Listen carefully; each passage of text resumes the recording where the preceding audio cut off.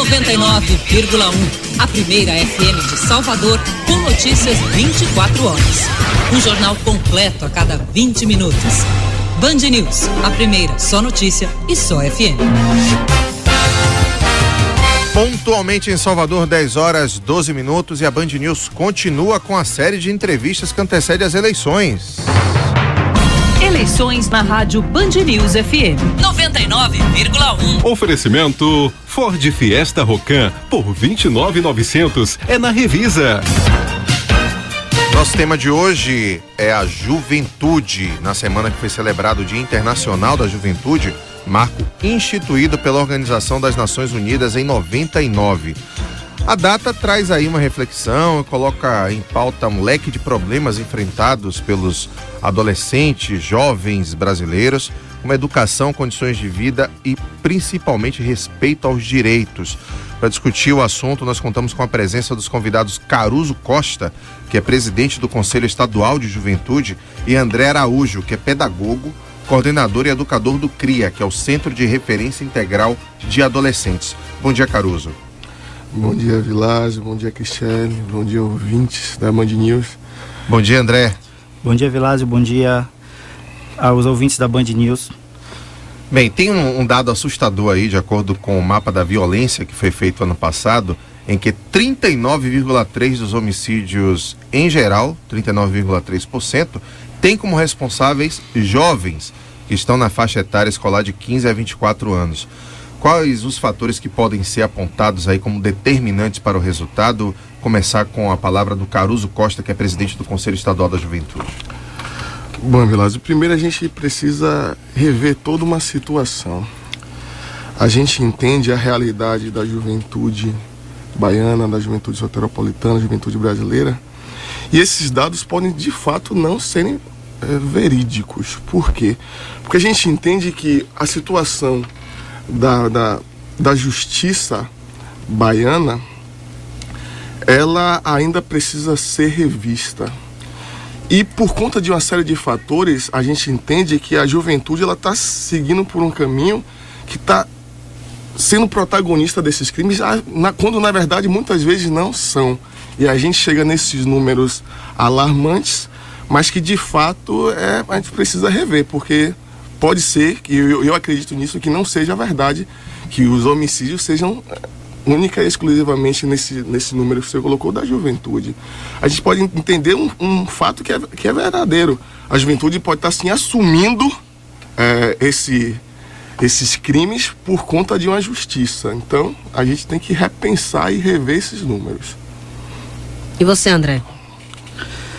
Olha, eu acredito que esses dados, eles podem serem explicados de diversas formas. A gente sabe que hoje a juventude, ela representa quase 35%, 36% da população brasileira. Nessa faixa etária aí de 15 a 24 anos, os índices de letalidade, eles são altíssimos, onde esses jovens, em sua maioria, são as vítimas. E a gente pode destrinchar a ordem e os fatores que geram essa mortalidade desses jovens. Então eu acho que a gente tem que tirar o holofote, não desmerecer o problema, mas tirar o holofote da situação da violência gerada ou causada pelo jovem e botar realmente não na causa, mas no efeito, que sem dúvida, sem sombra de dúvida, são as questões de desigualdades sociais no qual o nosso país está inserido, e principalmente o estado da Bahia. Dentre eles, aí sinalizaria logo de cara a questão da segurança pública. Infelizmente, a gente tem uma segurança pública em nosso estado que é pautada na dimensão da repressão, onde essa juventude não é vista como um sujeito de direitos e, na maioria das vezes, vista como um agente de ameaça ao bem-estar social. E aí a gente se depara com uma série de conflitos criados, onde esses jovens são muito mais vitimizados do que agentes de violência contra a população em geral e contra, inclusive, até os próprios jovens. Quando dados como esses são divulgados, começam os questionamentos, as discussões em torno da possível redução da maioridade penal. Essa seria para vocês uma solução ou uma medida reducionista do problema? Só para pontuar aqui, é um debate que está em pauta no Congresso e que tem candidatos que se colocam né? Eu não sei a opinião ainda dos convidados, né? A opinião de Cristiane, mas eu costumo dizer que o Estado está chagado, né? E a gente não tem oferta de emprego, oferta de educação de qualidade, oferta de atividade esportiva. Você tem uma sedução para o crime que é muito grande diante de um cenário que o cara, ele não vê perspectiva, não vê projeção de futuro, e aí, em vez de se atacar a causa do problema, querem atacar a consequência. E se adotarmos essa política, vai descer de 16 para 15, para 14, daqui a pouco o bebê de colo está sendo preso. Essa é, pelo menos, a minha opinião, não é nem do Grupo Bandeirantes, é a minha particular. Eu queria discutir com vocês essa situação. É possível o Brasil hoje debater redução de maioridade penal, primeiro com Caruso? Vou ser bem objetivo, não a redução da maioridade penal, não. Antes do Brasil pensar em debater, a gente precisa trabalhar nas causas e não nas consequências. A gente precisa providenciar a maior inclusão dessa juventude. Quando a gente pensa na juventude brasileira, a gente sabe que é uma juventude protagonista da sua história. A gente vê a juventude não como a juventude do futuro, mas sim como a juventude do presente, uma juventude que sabe a sua pauta, sabe os seus caminhos. E a gente está vivendo um paradoxo, porque essa mesma juventude que é protagonista da sua história, essa juventude ela está morrendo. Essa juventude ela está sendo exterminada. Então a gente precisa sempre pensar nos motivos. E quando a gente vai falar num debate da redução da maioridade penal, a gente tem tantos outros debates antes para a gente conseguir. Não estou me furtando ao debate, não. Se você quer debater redução da maioridade penal, a gente debate, mas lá na frente. Primeiro a gente pensa na inclusão, a gente pensa em todos os direitos que são ceifados dessa juventude. Primeiro a gente tem que pensar na educação. Primeiro a gente tem que pensar em todas as políticas públicas que estão avançando. É verdade que a gente consegue perceber esse avanço, mas é que ainda não está dando conta. E pelo fato de não estar dando conta, a gente precisa resolver primeiro o básico. A gente precisa resolver o que a juventude tem de mais forte, que é a sua energia. A gente precisa canalizar a energia da juventude para o bem. A gente precisa sempre estar mostrando a realidade da juventude brasileira. E a gente sabe que, infelizmente, como você mesmo disse, é sedutor muitas vezes o crime. Então a gente precisa sim investir cada dia mais na sedução do bem. A juventude precisa ser sempre colocada para atividades produtivas, atividades lúdicas, esportivas. A gente sabe o poder da arte, o poder da cultura. Eu sou fanático pelo poder do esporte. Na minha opinião, o esporte ele consegue ultrapassar barreiras inimagináveis. Sim. A gente consegue ver a nossa juventude muito forte. Se essa juventude tiver mais apoio, por exemplo, para o esporte, a gente vai ter atletas fenomenais. A gente sabe do potencial da nossa juventude, então a gente precisa trabalhar nisso. Depois que a gente trabalhar nisso, que tiver todos os direitos fundamentais garantidos, a gente vai pensar num debate sobre a redução da maioridade penal, se ainda tiver em pauta. André, você que é pedagogo, né? André Araújo é coordenador e educador do CRIA. Você acha que o caminho é realmente investir em educação, ou essa medida de se reduzir a maioridade penal pode ser sim discutida no Congresso? Você como educador, o que é que você avalia disso? Nós acreditamos, e quando eu falo nós, eu falo enquanto representante do CRIA, Centro de Referência de Adolescentes, que a redução da maioridade penal, essa discussão, ela é um atestado de incompetência do poder público. Né? É o Estado dizendo que ele não sabe o que fazer com a juventude, com a adolescência, que está no seu auge da sua força produtiva e de sua capacidade, né, de pensar, e precisa sim ser direcionado, ter oportunidades de ser experimentadas essa dimensão da sua capacidade criativa, e usa como estratégia para aqueles que cometem qualquer ato infracional privá-los de liberdade por um tempo onde, quando ele sair dali, ele já seja um adulto e não seja mais responsabilidade desse Estado pensar nessa adolescência ou nessa juventude. Enquanto educador, com certeza, este não é a forma de solucionar esse problema. Esse problema ele vai ser solucionado quando a gente, enquanto sociedade, não só enquanto Estado, mas enquanto sociedade, assumir a nossa responsabilidade de cidadão e começar a questionar e solicitar por mudanças estruturais e mudanças reais. Uma educação que seja de fato de qualidade. Uma educação que não seja meramente bancária, que não seja reprodutora de ideias, que não seja a escola utilizada simplesmente como aparelho ideológico do Estado para fazer uma formação de analfabetos e semi-analfabetos e analfabetos funcionais, né? A maior prova disso está aí as redações que viram chacota nos programas de televisão quando se fala das redações do Enem, por exemplo. E essas pessoas concluíram o ensino médio, né? Mas concluíram com que responsabilidade? Então, qual é o investimento real que o nosso governo... eu não falo o governo atual, eu falo o governo. Qual é a dimensão que a educação tem dentro do nosso contexto social, né? Enquanto relevante para a mudança e para a transformação social.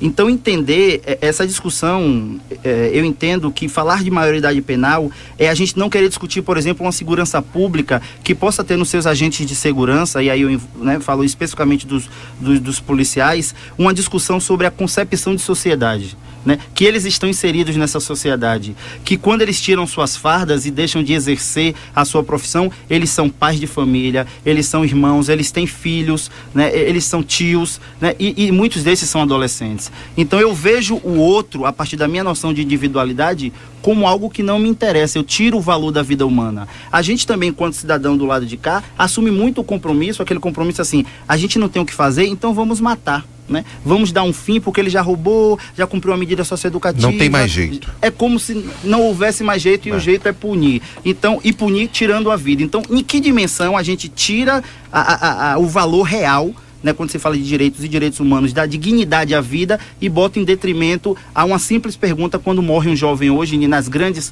camadas populares, a primeira pergunta que é feita pela população em geral é: ele era envolvido? O que significa esse ser envolvido? É ter alguma relação com alguma coisa delituosa, e isso é motivo para que esse jovem passe por uma pena de morte que não é estabelecida pelo Estado como legal, mas é oficiosa, onde a sociedade civil, nós como cidadãos, e a maioria das vezes o Estado, através dos seus agentes de segurança, legitimam como um ato naturalizado e normal em nossa sociedade.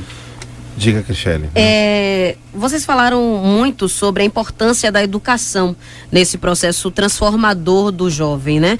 E o que a gente vê hoje, muitas vezes, são professores desmotivados e escolas que não seduzem esses jovens para estarem na escola, nas salas de aula, enfim. Prática esportiva, por exemplo, zero. Né? Até mesmo quando existem... Antigamente tinha ginásio, e quando existem as aulas, por exemplo, de educação física, são aulas que muitas vezes são teóricas e nada atraentes. Então, o que eu quero saber é o seguinte: muitas vezes esse jovem, ele vai para a sala de aula, às vezes já saído de um contexto que ele presencia crime, presencia uma realidade totalmente dura para ele, né, que não deveria estar passando por aquilo, e vai para uma escola que não o motiva. Então, o que é que precisamos modificar nessa escola, nessa educação, para que ele se sinta motivado a justamente estudar, a querer acreditar que a escola sim tem esse poder transformador? É só para fazer um parêntese. Sim.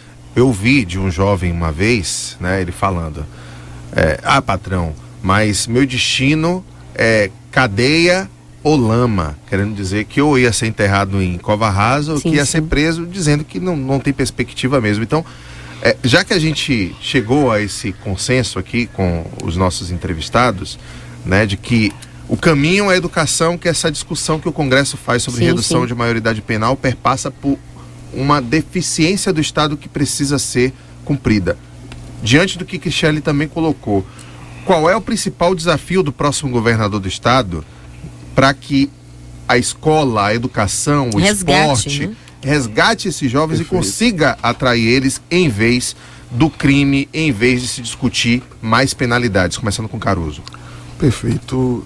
É verdade, o desafio realmente é esse. O desafio é a educação, como podemos avançar mais, como é que os nossos novos governantes vão poder avançar.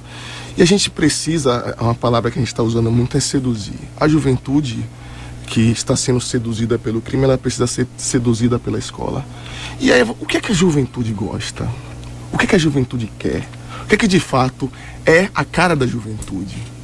Arte, música, esporte. Música, cultura, esporte. É isso, a resposta já está dada. É a gente poder investir de fato numa escola que atrai essa juventude a cada dia mais. Uma escola em tempo integral, por exemplo, em que você possa ter o ensino convencional em um turno, em outro turno música, em outro turno, em outra possibilidade esporte, você ter teatro, você ter dança. A resposta não é muito difícil, não.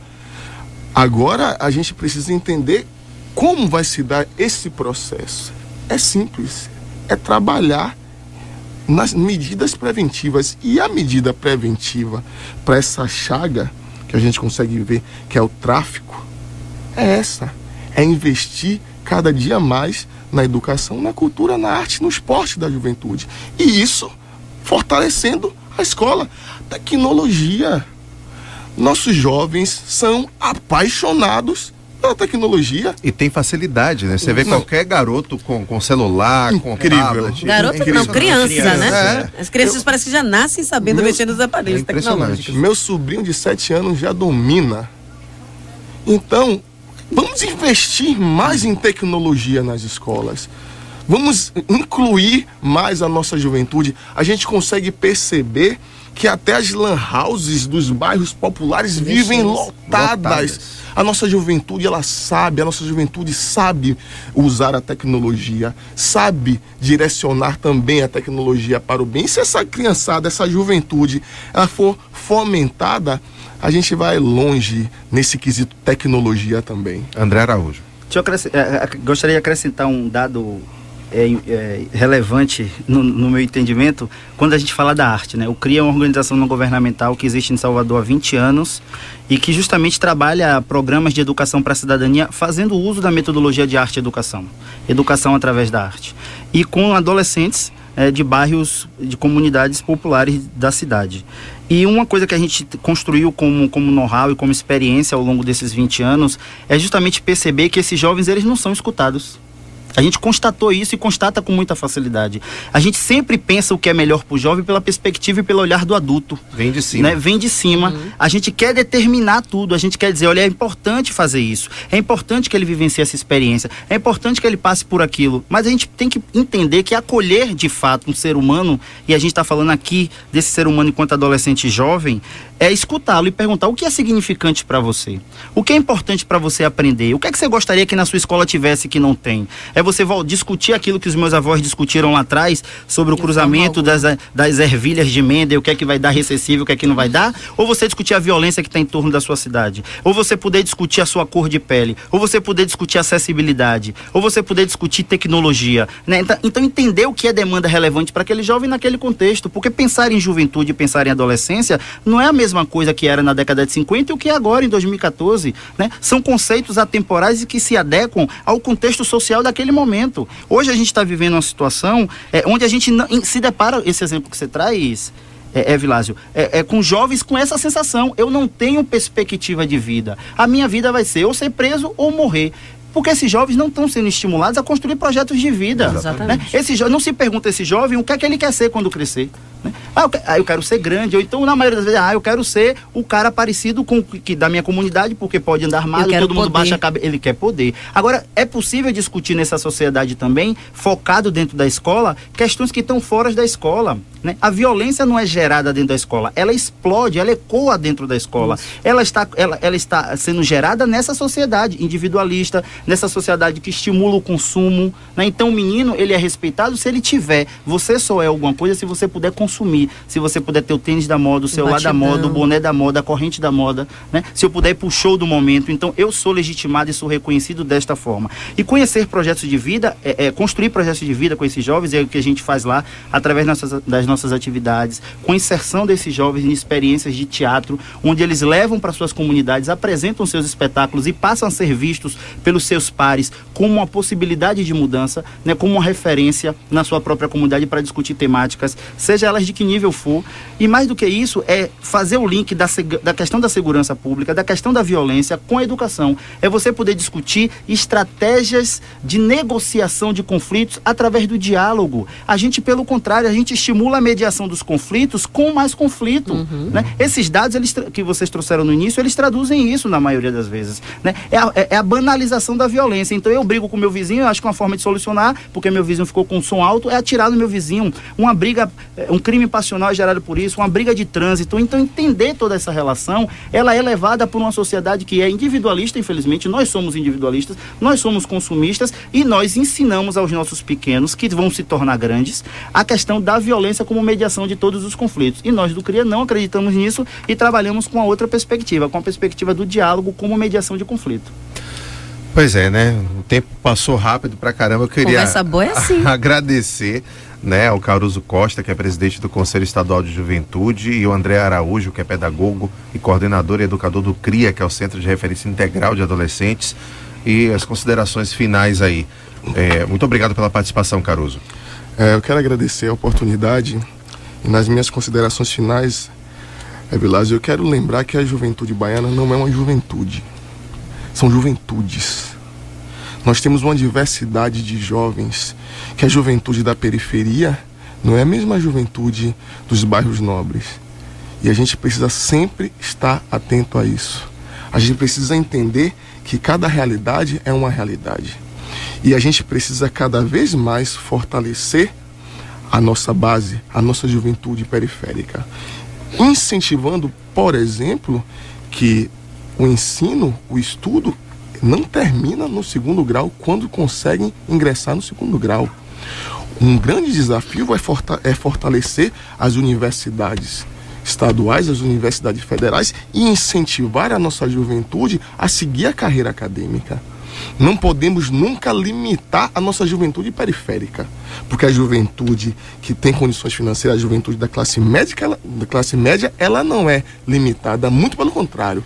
Ela é incentivada a cada dia mais a progredir, enquanto a nossa juventude, ela tem sempre esse pensamento que, infelizmente, uma sociedade pesada tenta colocar na cabeça dela, que a juventude periférica, no máximo, vai chegar ao segundo grau. Então a gente precisa fortalecer a cada dia mais os nossos espaços de debate, e o Conselho de Juventude está aí para isso, para fortalecer o espaço de debate e colocar a juventude da periferia, a juventude pobre, mostrando a realidade, que a juventude ela vai chegar onde ela quer. E o nosso caminho é as universidades. A juventude periférica vai a cada dia mais, depois do sistema de cotas, e que é uma porta fantástica para a juventude negra, a juventude da escola pública está ingressando nas universidades. A gente precisa fortalecer cada dia mais o debate, que a nossa juventude sim pode e vai conseguir. E só aproveitando a oportunidade, nós lançamos essa semana uma campanha para um Sejuve permanente, um projeto de lei que é o 20886, que a gente precisa que o Sejuve se torne lei, para que esse espaço seja garantido independente do governo, que seja uma política de Estado. A gente não pode esperar que todos os governantes tenham a mesma sensibilidade que esses governantes da atualidade tiveram. Então a gente precisa, assim, aprovar Sejuve por um Sejuve permanente. Então, juventude, a gente tem aqui nossos contatos, que é o facebook.com/Sejuve Bahia. Então, entrem no nosso Facebook, acessem o nosso Facebook, compartilhem os nossos posts, porque a gente precisa garantir que o Sejuve, o Conselho de Juventude do Estado, seja permanente. Então, muito obrigado. André, um abraço. Obrigado também pela participação. Nós do CRIA que agradecemos ao convite. Gostaria de deixar aqui um canal de comunicação com o CRIA. Para maiores informações e conhecimento do nosso trabalho, vocês podem acessar o www.criando.org.br. Lá vocês vão ter acesso a todas as informações. Lá também a gente está com uma campanha muito interessante na linha de financiamento coletivo para a realização do nosso terceiro festival, que é aproveitar e convidar todos os ouvintes da rádio, que vai se dar do dia 17 ao dia 20 de setembro, onde vocês poderão vivenciar toda essa experiência de arte que a gente desenvolve com jovens e com pessoas convidadas de fora do estado, envolvendo muito essa dimensão da arte e educação com música, artes plásticas, teatro comunitário com muita ética, com muito compromisso social, né? E fica aqui o nosso apelo que a gente possa estar levando também essa oportunidade de debates aqui para outras localidades e que os pais de família que estão nos ouvindo, né, para os chefes, as pessoas que possam mediar isso nos seus ambientes de trabalho, possam estar discutindo realmente a mudança social como uma estratégia de emancipação e como uma estratégia de desenvolvimento de sociedade. É isso aí, fica a dica, 10 horas 36 minutos, a gente faz um breve intervalo, daqui a pouquinho a gente volta com mais informações.